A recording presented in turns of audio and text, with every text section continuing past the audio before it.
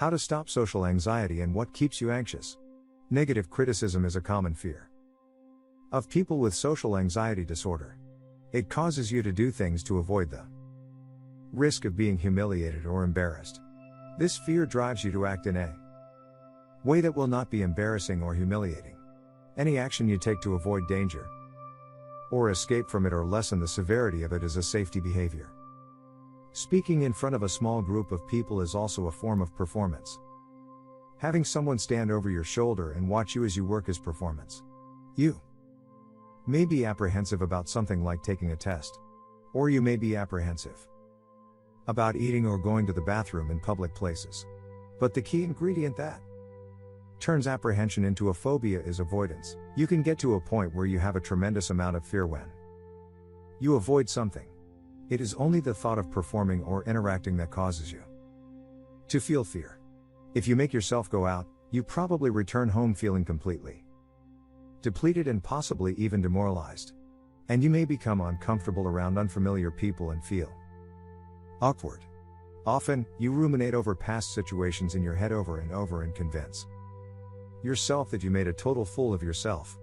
As a result of succumbing to safety behaviors and avoiding humiliation, it can become so stressful that just thinking about interacting causes you anxiety. Now, you can still feel anxious sitting at home alone. Even if you are not leaving the house. It is more like a generalized anxiety picture of constantly being tense rather than just tense when you need to perform. You may be wondering, what are safety behaviors? Listening quickly or constantly to avoid silence, checking your phone to keep people from approaching you. By talking softly, you make it very easy to be ignored. Avoid giving out personal information.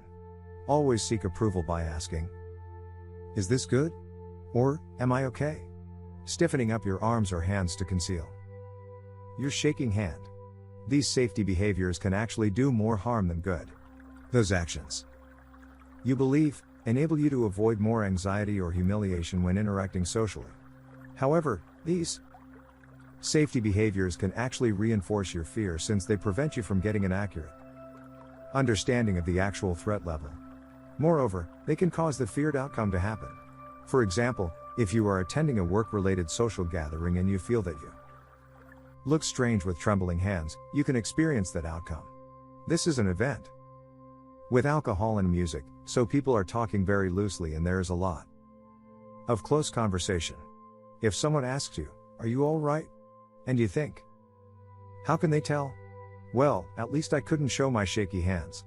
In this simple example, using safety behavior is keeping your arms pinned at your sides.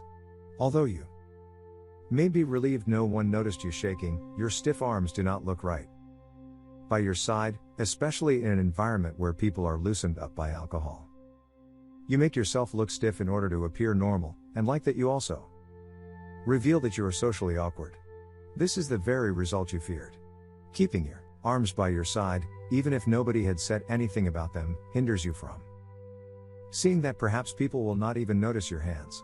You may not be as nervous as you think you are, especially if the only way that anyone can see your nervousness is by looking at your hands. There is no chance for you to prove your fear wrong.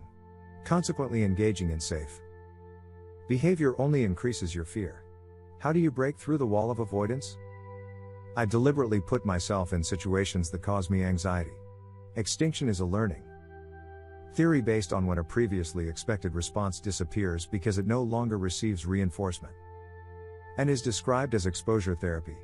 The reason is that, if you see a dog for the first time and it bites you, you will become afraid of them.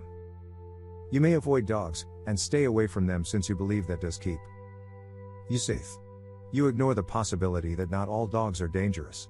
If you are exposed to many dogs that are friendly, your fear wanes and eventually goes away. It is best to do this under the guidance of a therapist, who can help you recreate some of the situations that bring up your fears and perceived threats. However, you would put yourself in a threatening position if you attempted this on your own. You can practice this exposure gradually by exposing yourself to familiar people and being comfortable with them first, before gradually exposing yourself to threats like unfamiliar people or authorities. If you are anxious, you can pair the activity with a relaxation activity, such as Deep breathing. Some people call this anchor breathing. To keep yourself from feeling overwhelmed. Think of your belly, nose, mouth, and chest as anchors to keep you from drifting. The relaxation can neutralize the anxiety resulting from the situation if you take deep breaths, before and after the activity. In order to notice your safety behaviors, ask yourself, do you do anything that prevents the feared outcome from occurring? Afterward, write about what you learned and how you felt. What did you fear would happen? What actually happened? Continuing exposure implies that you will not suffer the feared outcome. That may happen after one exposure, or it may take several exposures. A learning theory known as inhibitory learning guides this process. Your limbic system, or brain, is where memories are stored, and you do not erase them. New memories do not replace the old ones, but they stand side by side. Whenever you have an experience related to memory, there is a competition for which memory to retrieve. For example, when I see a dog, there is a competition for which memory to retrieve. In order to reinforce the new memories, you need to periodically practice the exposure exercises. Which memory did I get bitten? Or was it licked? Give yourself a tune-up by thinking of it as a reminder. Another thing that you can do to get your negative emotions out is to express them. The prefrontal cortex is the part of the brain involved in this process of labeling. This activity modifies the limbic response. How do you describe your limbic area? The limbic area is the part of the brain that stores emotional memories. For instance, I say when I see a new dog, I don't trust him.